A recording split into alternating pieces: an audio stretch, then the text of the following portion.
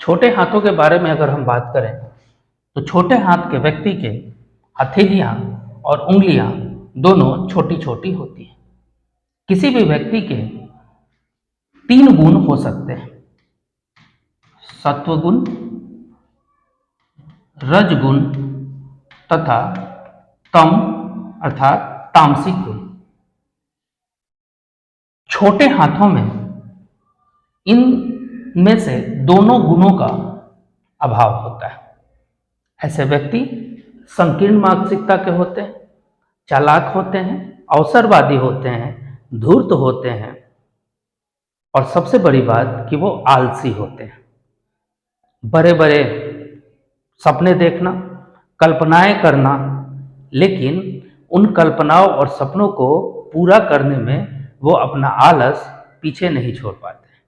ऐसे परिस्थिति में वो प्रत्येक चीज़ों से वंचित रह जाते हैं। ख्वाब तो बड़े बड़े देखते हैं, लेकिन ख्वाब को पूरा करने के लिए जो कर्म करना चाहिए वो कर्म उनसे हो नहीं पाता है। ऐसे व्यक्ति बढ़ चढ़कर बातें तो करते हैं, किंतु आलस उनके शरीर में एक सबसे बड़ा रोग के रूप में पाया जाता है। ऐसे व्यक्ति की मस्तिष्क तीव्र होती है और उसका उपयोग करके वो धूर्तता, किसी को धोखा देने और चालाकी से वो अपना काम निकालना करते हैं। वो अवसर का सदुपयोग नहीं कर पाते। दूसरा, सामान्य हाथ।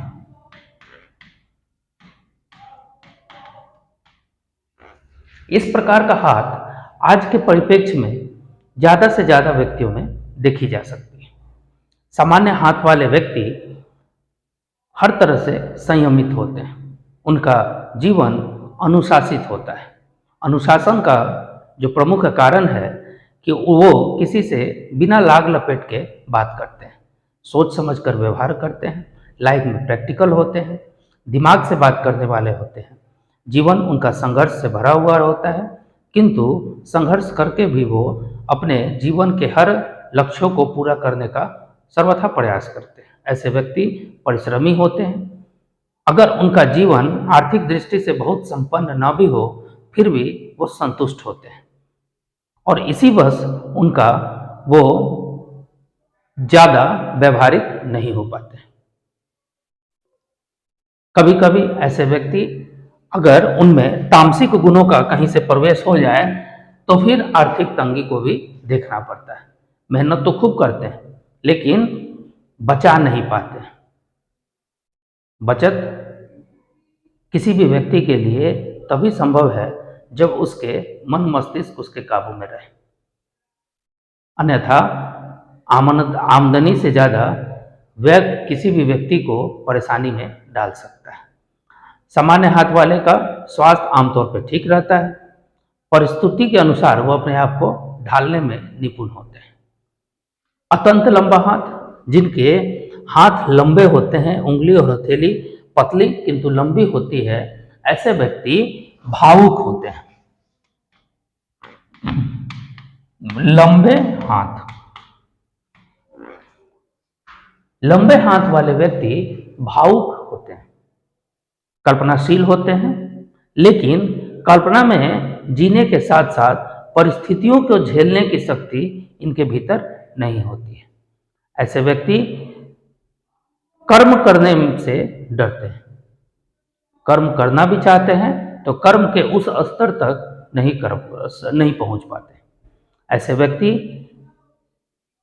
मेहनत वाले काम से बचने का प्रयत्न करते हैं, लेकिन बुद्धि अच्छे होने के कारण कला, नाट्य, साहित्य, लेखन इत्यादि में निपुण होते हैं।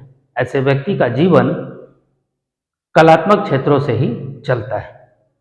ये आर्थिक दृष्टि से उतने संपन्न नहीं होते, लेकिन कला के माध्यम से अपना रोजी रोजगार जुटाने में सक्षम होते हैं।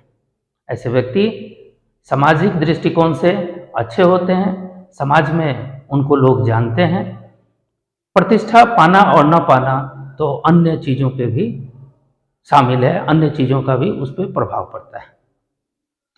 हाथ के अन्य हाथों को उसके आकार और प्रकार के हिसाब से भी उसके गुणों को देखा जाता है। एक एक करके अगर हम बात करें तो हम इस निष्कर्ष पे पहुंचते हैं कि हाथ का आकार लगभग 3 या 4 प्रकार का हो सकता है, जिसमें ये जो 3 गुण हैं, सत्वगुण, रजगुण तथा तमगुण, ये तीनों विद्यमान होते हैं। पहले प्रकार का हाथ पूरी तरह से वर्गाकार होता है। वर्गाकार का मतलब जिसके चारों भुजाएं बराबर हों, 90 डिग्री का कोण बनाती हो। ऐसे हाथों को वर्गाकार कहा जाता है। इस चित्र में जो दिखाया हुआ हाथ है यह सिर्फ और सिर्फ विजुअलिटी के लिए है। यह वर्गाकार हाथ नहीं इसको मानेंगे, ये आयताकार हाथ है, क्योंकि इसकी लंबाई इसके चौड़ाई से अधिक है। वर्गाकार हाथ चारों तरफ से बराबर होते हैं। कहने का मतलब ये इसकी चौड़ाई भी उतनी ही होगी जितनी लंबाई होगी। हथेली चौड़ी होती है, उंगलियों के बराबर होती है। ऐसे हाथ को वर्गाकार हाथ कहते हैं। ऐसे हाथों में सत्गुण की प्रधानता होती है। सत्गुण की प्रधानता होने वाले हाथ आध्यात्मिक हाथ होते हैं। दार्शनिक के हाथ इस प्रकार के हो सकते हैं। ऐसे व्यक्ति सामाजिक दृष्टिकोण से सर्वथा अच्छे माने जाते हैं। समाज में इनकी प्रतिष्ठा होती है, समाज में इनकी पहचान होती है, और ये भी समाज सेवा और सामाजिक कार्यों के लिए हमेशा तत्पर रहते हैं। ऐसे व्यक्ति आर्थिक दृष्टि से संपन्न तो होते ही हैं, व्यवहारिक दृष्टि से भी संपन्न माने जाते हैं। व्यवहारिकता इनके रग रग में भरी होती है। व्यवहार के द्वारा वो किसी भी परिस्थिति से निपट लेते हैं। समाज में उनकी पहचान उनके व्यवहार के कारण ही होती है। ऐसे व्यक्ति बड़े बड़े काम करते हैं और सामाजिक दृष्टिकोण से अच्छे माने जाते हैं। ज़्यादातर जो सामाजिक संस्थाएं हैं उनको ये चलाने वाले होते हैं। ये किसी के अंडर में रह के काम नहीं कर पाते। ये समाज में नेतृत्व प्रदान करने की क्षमता होती है। लेकिन अध्यात्म के क्षेत्र में ऐसे व्यक्ति बड़े अच्छे माने जाते हैं। बड़े बड़े संस्थान जैसे अनाथालय, विधवाओं के लिए घर बनाना, बड़े बड़े स्कूल, समाज सेवा के अच्छे अच्छे कामों को करना इनकी प्राथमिकता होती है। ऐसे व्यक्ति धन के लिए लोलुप नहीं होते हैं, लेकिन फिर भी आर्थिक रूप से संपन्न होते हैं। ये धन को लात भी मार दें फिर भी धन इनका पीछा नहीं छोड़ती। ऐसे हाथ बहुत ही विरले देखने को मिलती है। दूसरे प्रकार का हाथ इस प्रकार का हो सकता है, इसको वर्गाकार कहेंगे। दूसरा प्रकार का हाथ आयताकार होता है। वर्गाकार का ही दूसरा प्रकार है आयताकार। इसमें 2 वैरायटी हो सकते हैं, 2 प्रकार हो सकते हैं। एक पहला प्रकार कि जिसके हथेली की चौड़ाई उंगली की अपेक्षा ज्यादा हो, जिसके हथेली उंगली से अधिक चौड़े। दूसरा जिसकी उंगलियां हथेली से अधिक चौड़ी। दोनों हाथों में अलग अलग गुण विद्यमान होते हैं। किसी भी हाथ का जो सबसे ऊपर हिस्सा होता है उंगली के बाद वाला, इसमें माना जाता है कि सत्वगुण की प्रधानता होती है, जबकि उसका मध्य हिस्सा रजगुण से भरा हुआ होता है और उसके सबसे नीचे का हिस्सा तामसिक गुणों के लिए जाना जाता है। तो किसी भी व्यक्ति के हाथ में ही उसके तीनों गुण विद्यमान होते हैं। हाथ के प्रकार, हाथ के आकार से इन गुणों का न्यूनता और अधिकता प्रमाणित की जा सकती है। अगर किसी व्यक्ति का ऊपर का हिस्सा चौड़ा है, उसके सारे के सारे प्रमुख ग्रह इसी क्षेत्र में होते हैं। जैसे ये हिस्सा बृहस्पति का, इस पे हम लोग आगे विस्तृत चर्चा करेंगे। यह शनि देव बैठते हैं यहाँ पे, यहाँ हमारे सूर्य महाराज हैं और ये बुध के लिए माना जाता है।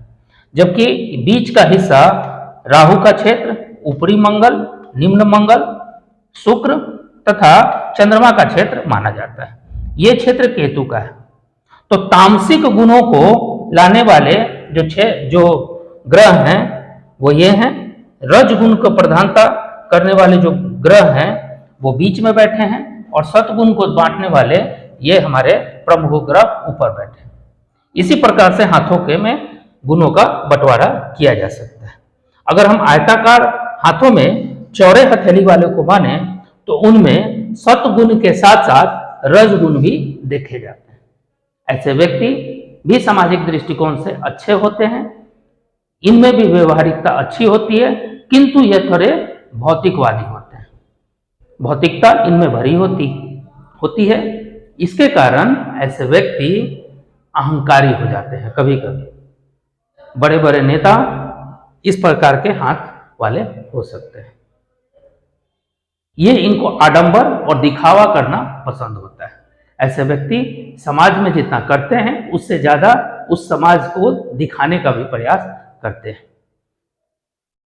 दूसरे प्रकार का हाथ जिसमें उंगलियां बड़ी हों और हथेली चौड़ी है, ऐसे हाथों में रज और तम गुण की प्रधानता हो जाती है, सत्वगुण कम हो जाता है, न्यून हो जाता है।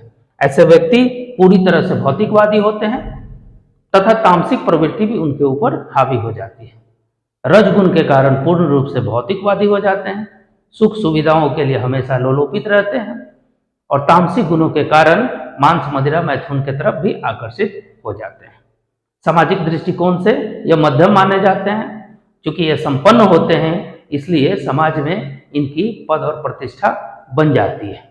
लोग अपने मन से भी इनको स्वीकार न करें तो डर से, भय से या फिर उनके आर्थिक संपन्नता के कारण ही उनका मुंह पे इज्जत कर देते हैं, भले ही मने मन उनको न चाहते।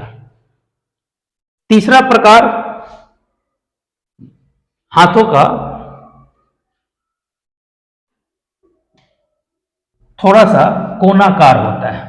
कहने का मतलब कि उनके हथेली का ये पोर्शन चौड़ा हो सकता है और ऊपर का पोर्शन पतला हो सकता है, ये एक प्रकार हो गया। या फिर ऊपर का पोर्शन थोड़ा चौड़ा हो सकता है, नीचे का पोर्शन पतला हो सकता है।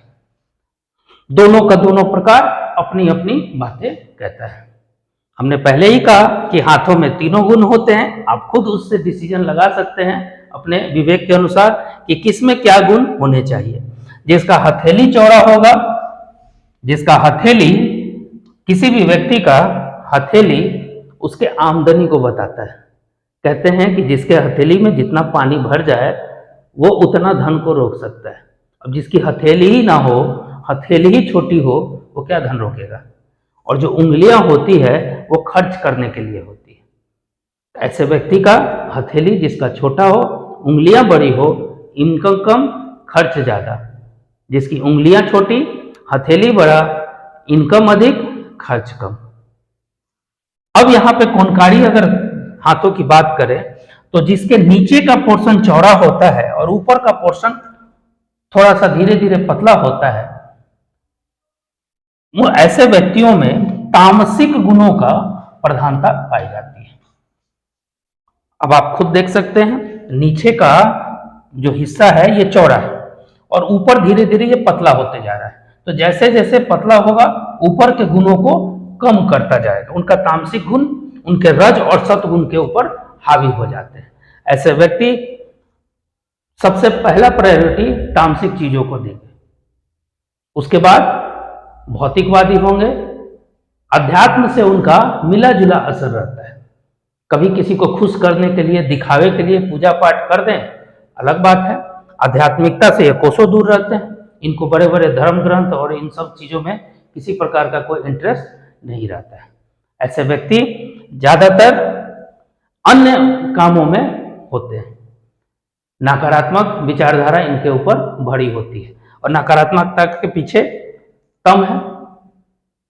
लेकिन यही अगर उल्टा हो जाए, ऊपर का हाथ चौड़ा और नीचे का पतला हो जाए, तो ये धीरे धीरे तामसिक गुणों में न्यूनता लाती है। इनके सारे के, चूंकि ये पतला हो गया और ये थोड़ा सा चौड़ा है, तो जाहिर सी बात है कि इन दोनों के बीच में एक संतुलन की स्थिति बन जाती है। अब इसमें तामसिक गुण कम है लेकिन सात्विक और रजगुण भी इनमें पूरी तरह से नहीं पाए जाएंगे, क्योंकि ऊपर का भी हिस्सा कोई खास चौड़ा नहीं है। चौड़ा कौन सा है? ये। ऐसे परिस्थिति में ये तीनों के बीच में थोड़ा बहुत तालमेल है। परिश्रम कर रहे हैं, अब ऐसे व्यक्ति का ही हाथ लंबा होता है, थोड़ा सा ये लंबा हो गया, इसके वजह से क्या होगा? तो ये भावुकता में बहने वाले होंगे, कल्पनाशील होंगे, डरपोक किस्म के होंगे, असमंजस में पड़े रहने वाले होंगे। आशा है कि आज के इस वीडियो में आपने हाथ को भली भांति समझा। मैं एक बार फिर से कहूंगा कि किसी भी एक बिंदु पर सिर्फ अध्ययन कर लेने भर से फल के बारे में बतलाना संभव नहीं है। हाथ के बहुत सारे पहलू होते हैं जिन पे एक एक करके गौर करना बहुत जरूरी है। हाथ के त्वचा का रंग, जिस पे हम लोग धीरे धीरे आगे पढ़ेंगे, सीखेंगे। मैं वीडियो बहुत बड़ा बड़ा लंबा नहीं बना रहा हूँ, इसके पीछे कारण है कि बड़ा वीडियो बोरिंग हो जाता है। छोटे छोटे वीडियो, एक एक हिस्से का वीडियो, जिस विषय का आपको जानकारी लेना हो सिर्फ उसको खोलें, देखें और उसके बारे में जानकारी प्राप्त करें। अगर आपको वीडियो अच्छा लगता है तो कमेंट जरूर करें। एक चीज और, अगर आपको ज्योतिष संबंधी किसी प्रकार की जानकारी और परामर्श लेना हो तो मेरे व्हाट्सएप नंबर पे कॉल करके जानकारी प्राप्त कर सकते हैं, निःशुल्क है। मेरा व्हाट्सएप नंबर है